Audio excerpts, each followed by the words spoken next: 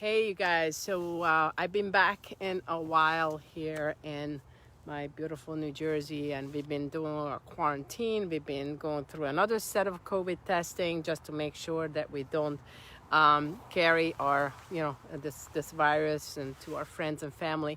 But today, I just wanted to talk to you about, and finally, we are free to live. I want to talk to you a little bit about the difference between fear and caution. Okay. And yes, I haven't been around for a while, and it's been a very deep soul search and also a major shift in some of our thought processes with my team. It's been an amazing, amazing couple of weeks. But this is really hitting me. And it's hitting me because I am really, I'm not saying I'm scared or afraid because I'm not that type, but I just want to call your attention to something. It seems to me that there is a gigantic difference between being fearful of this virus and what it can do to us and being cautious about the virus. And you will say, if you were living in, like in Bergen County or in New Jersey, hey, Jason, that people, obviously I was not here. I declare, those of you who watch me for the first time, I was not here in my Bergen County and watching, the dead bodies that are somebody's family members and so forth and so on. I understand that. I wasn't here. I did not go through that emotion. I understand that. But generally speaking, I may be turning some of you off to a certain extent, but I need you to understand this. Living in fear, the only thing this will accomplish is it is going to create more health problems for you than the virus in itself ever could in so many ways. So just hear me out. When you live in fear, your body literally just contracts. Your veins contract. Your immune system stops functioning properly.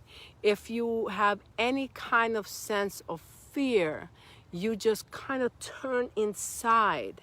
You're not happy. You don't turn out to the world. Every time we do this to ourselves, every time we don't have the joy in our heart about life, every time we have the fear about the next thing that's gonna happen to us, because if right now you are sick, that's a different story. But if you are healthy and your family is healthy, but you're worried about if they get sick, then you are not in the moment. If you're not in the moment, your immune system, your body has there's like an invisible enemy that they have to fight against. And it's not a virus, it's your own self, okay? So just what I'm trying to tell you here is that this virus and illness, any kind of illness, will come in our life. And our best effort against it, as far as I'm concerned, again, it's my opinion, and it's my very passionate opinion, is two things that we can do, all right? One is to the best of our abilities, build up our immune system. How do we build up our immune system? Yes, we eat healthy, we hydrate, but we also allow our moments, our emotions to be free. We also fill our bodies, our system, our heart, our minds with joy and happiness. Now, if you know me, I'm going through a very difficult time in so many ways in my life. But every morning and every evening, I either close the day or I start the day with gratitude. We're trying to figure out what's the thing that I can be so thankful for that it's going to fill up my heart with joy and happiness. So it helps my immune system.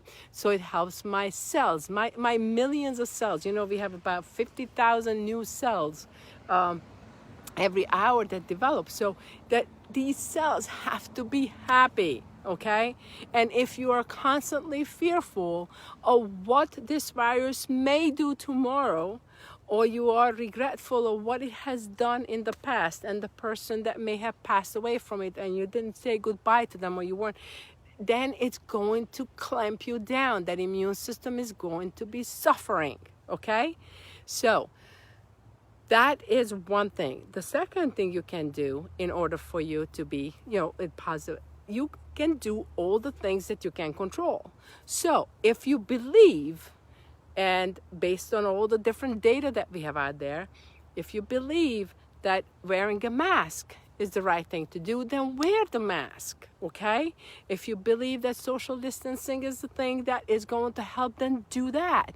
Follow what you believe in, because what you believe in, that truly believe, not that you are, oh, okay, well, somebody tells me that I have to wear a mask. Well, who are they to tell me that? No, that's not belief. That's like, whatever, some kind of a standing up against government or standing up against an order. That's not a belief. Whatever comes in your inside, not from your ego, something comes in your inside and your inside says, you know what, I really should wear a mask. I really should social distance. I really should do.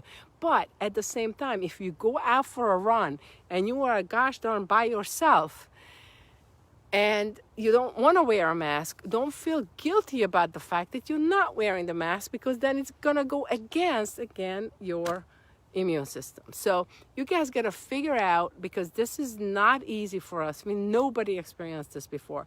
We have to somehow figure it out together, how we can be, instead of fearful, to be cautious, okay? So, for example, I traveled, right? We traveled. We could have gotten the virus when we traveled. What we did is we had a test prior to the travel. We had immediately a test after the travel. We're going to have another test about another week from now. So I'm cautious. But while I'm doing all this stuff, I'm not fearful. And if I have to get sick, or if someone who I love has to die, I did everything I could possibly do to be cautious. But I cannot live with fear in my heart, because that's not a life. And what if I only have 24 more hours to live? And I lived that 24 hours with a fear in my heart, as opposed to with freedom, looking at this beautiful sunset, which, by the way, you can barely see me now. You understand? Every minute counts. Every minute counts. So just do me a favor, please. Make a difference between fear and caution. And take all the caution, go by what you believe, go by what your gut instinct tells you, okay? Carpe diem, Caroline, absolutely. Carpe diem with caution, carpe diem with mask, carpe diem whatever, but at the same time, just enjoy this life. We were given a chance. All of you who are watching me, you survived this wave of this virus. Then give life a chance and stop being fearful, okay?